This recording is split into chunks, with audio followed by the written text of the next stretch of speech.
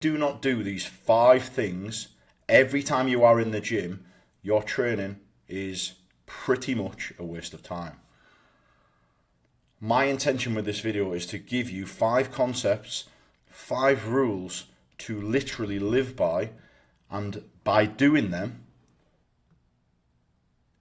you will get reduced joint pain and increased joint resilience. As with everything on this channel, is intended to educate you on achieving exactly that. For those of you that are new to the channel, welcome. My name is Paul Green, and I used to train paratroopers for the past 6, 7, 8 years when I was in the Special Forces Sport Group. Worked with a lot of elite men, a lot of physically fit men, a lot of men with exceptionally elite endurance. And we used strength as a means to reduce the injuries that we were having, because the job role was so demanding on their bodies and joints. Strength started to be a huge part of their training. So I've got a very unique perspective on all these matters. Hopefully you appreciate them. If you don't, that's fair enough. Nowadays, I train men over the age of 40 through the longevity program, in which is aimed at men that do extreme sports, adventure sports, and martial arts. And the longevity program aims to complement all of these disciplines to ensure that you can continue to do them for many decades as injury-free as possible. Plan for this video is I'm going to talk about these, the Big 5, the Paul Green Big 5. If you're not doing any of these, you need to have a serious look at yourself in the mirror. Get these involved and watch your results in the gym absolutely go crazy. If you are one of the blokes watching this video, right, that hasn't really gained much strength in the past year, hasn't gained much strength in the past decade, do these. Honestly, you will be missing one of these. I guarantee you of that, and that is my intention. Hopefully, some of you watching this video do not do all 5 of these things, and this video is impactful as possible. However, I'll be equally satisfied if just one of you is missing one of these things, right?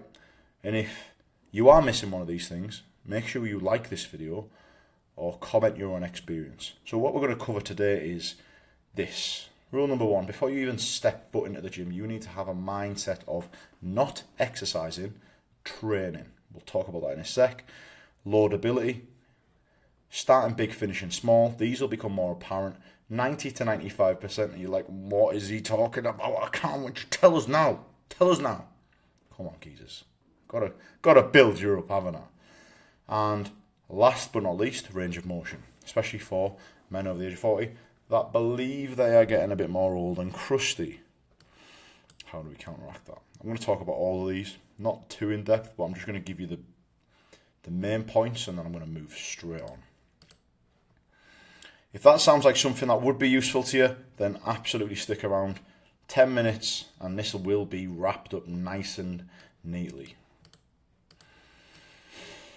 So, concept number 1, do not exercise, train. What's the difference? The idea of exercising is one that changes very frequently, and one that is highly emotional and lacks a clear goal and lacks a plan. Exercising typically week by week will change, and one of the main things it lacks is intensity and direction. So in order to train, you must have a goal. Now, I know some of you won't have a goal, and just clearly define that goal, whether that's injury prevention, whether that's improve the strength of your knees, whether that is to lift a certain weight in the gym, whether that is to have the ability to rock climb 5 times per week without being overly sore, whether that's the ability to ski 4 times a week. Whatever your goal is, have it clearly defined, yeah? And then having a plan in order to execute that, and executing the plan. So this would be the program and executing the program. If you intend on training your body to achieve the goal, but that plan changes every single week, are you going to get any closer to achieving that goal if you think about it? Like any endeavour in life, if you have a goal to improve the amount of athletes that you're currently coaching on your skiing program, but you change your plan every single week, or you're a Brazilian Jiu-Jitsu coach who wants to open up to more students, and you change your plan every week, it's just not going to work. So have a plan and stick to it. But you need a goal first. You need to have a long, hard think about what your goal is. Or goals. Does that make sense? Concept number 2, loadability. And this may be very self-explanatory, but the reason I've put this in here is when you start to lift weights in the gym, there is a fear that as you start to get beyond 40, beyond 50, beyond 60, that you should not put weight on the bar because you are getting old now. You do not have the right to be strong. You are at risk of injuring yourself because you should be at home eating Murray mints and eating Werther's Originals, drinking cups of tea. There is absolutely no reason why you cannot be strong. However, that said, you should be doing the correct exercises. So with loadability, I call it safe loadability. And what I mean by this is on your first, let's say 12 weeks of being in the gym, you want to choose exercises which you can load safely that aren't going to expose like weird parts of your body. For example, if the only way you can load a deadlift is to add more weight on the bar, furthermore exposing your lower back, is that a safe exercise? That's loadable. Now, I know some of you ninjas out there would say, yeah, but deadlift is just about techniques, keep your core tight and brace properly, and it's safe. Deadlift is a terrible exercise, right? For a whole host of reasons. I'm not going to get into it. I've got into it previously on another video. But there's better exercises out there which you can load safely. For example, the leg press. For example, Smith machine back squat. Or resistance machines. You can load them up really well.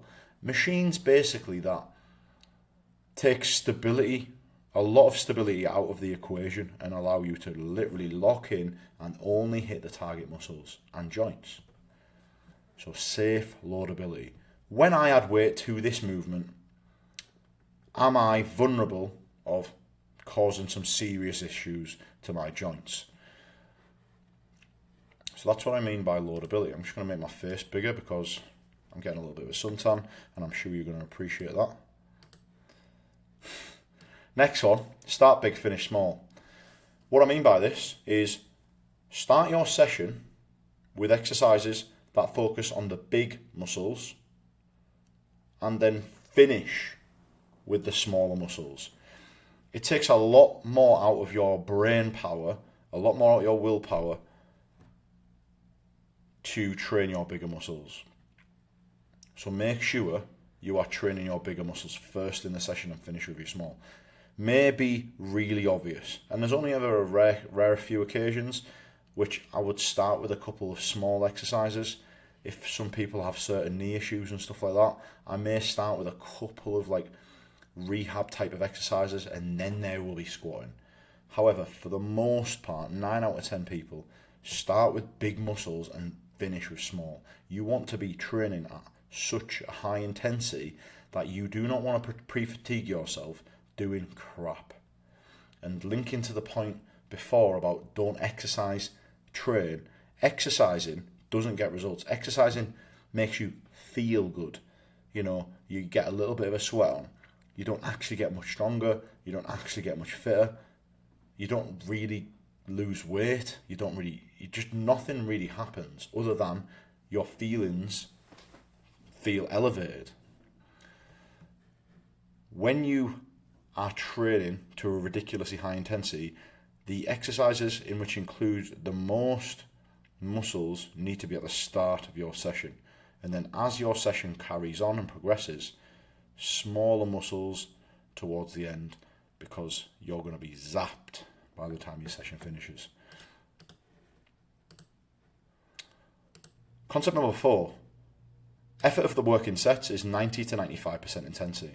Now, when I program for the geezers on the longevity program, I do not program them their warm-up sets. Their warm-up sets are entirely up to them. I like to call warm-up sets exercising, because the research suggests that if you really want to gain strength, you're going to have to work hard for it.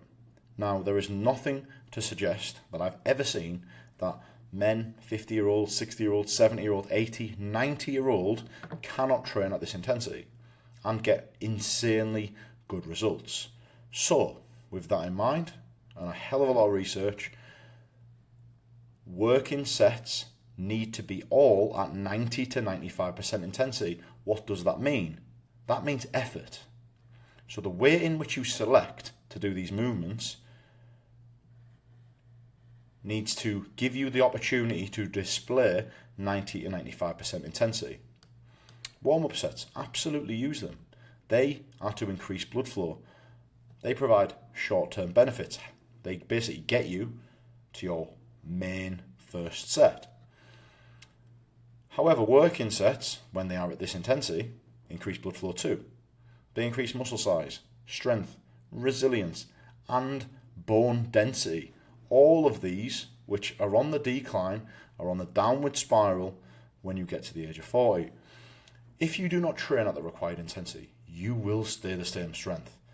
You will never get rid of recurring injuries, and you will probably lose interest in weightlifting because training seems to not work for you.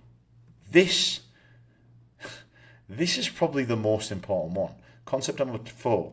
Effort of your working sets needs to be 90, 95. Probably the most important one.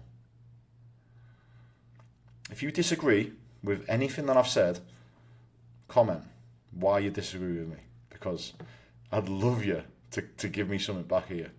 Give me some of your comebacks. Give me some of your thoughts on what I'm saying. Number 5, range of motion. As we get older, we say that we are losing our range of motion. Now, if you only are willing to do a half squat, then you are only going to get your knees half the strength gains, half the range, half the flexibility gains, half the mobility gains. You've got to ask yourself, can you make a squat easier to allow you to go lower down? Because if you do that, you will allow your knees, your tendons and ligaments, and the surrounding muscles to get stronger. If you train each joint through its full range of motion with a multitude of different exercises, of course, you're not just going to sit there on a leg extension machine, or you're not just going to do squats all the time. You're going to do different exercises. Your joints will get strong, regardless of your age, regardless of what your lazy friends are telling you. So, I like to use something from the endurance world called the 80-20 rule on this. 80% of your exercise in the gym should allow you to display a full range of motion, even if the joints in which you are training are sore and have arthritis and have chronic arthritis. They should still allow you to do full range of motion.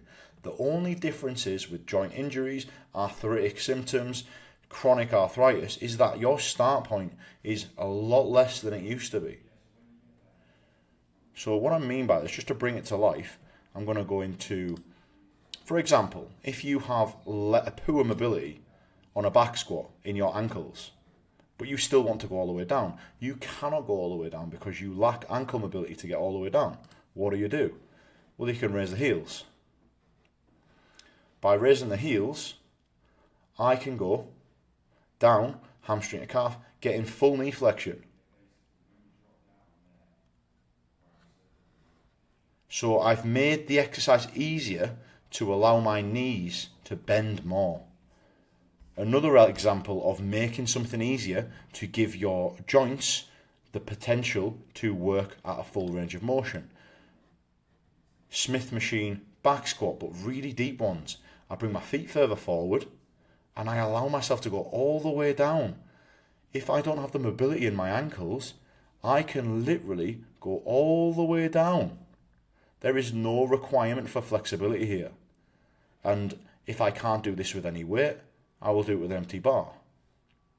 Does that make sense? So you should be, if you don't have the mobility or strength levels to enter the end ranges, you should be looking for exercises in which allow you to do that. And for example, just to wrap this one up, if you cannot do an exercise at body weight without pain, then you need to assist yourself. You need to go sub body weight. For example, I've had people coming to me on a call that cannot do a lunge, body weight lunge, and they're like, look, I can't do a lunge. I've never been able to do a lunge for the past 10 years, so I just don't do them. If you don't do them, what's going to happen? Do you really expect your knees just to go magic wand, they're all of a sudden strong? If your current strength level and if your knees are that weak that you cannot do a lunge body weight, then the way you build up to the lunge is by doing below body weight. And a very easy way to do that is you will use your arms for assistance to help you get up out of the position.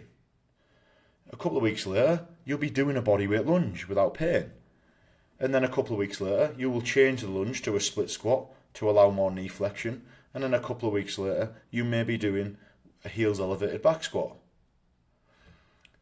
Just because you cannot do something full range of motion doesn't mean you shouldn't aspire to try and find a variation which will work your joints at a full range of motion to all of the other rules that I've talked about. Hopefully that really resonates with you, man. Honestly, this will transform your training. Another point on range of motion, like I've just said there, body weight is a very dangerous mentality to have. I like to say, if you don't use it, you will lose it. And this is definitely the case for those people that fall into this category. Assisted body weight. Everybody's got to start somewhere. If you avoid it because it hurts a little, your muscles, your tendons and ligaments have no reason to ever get strong.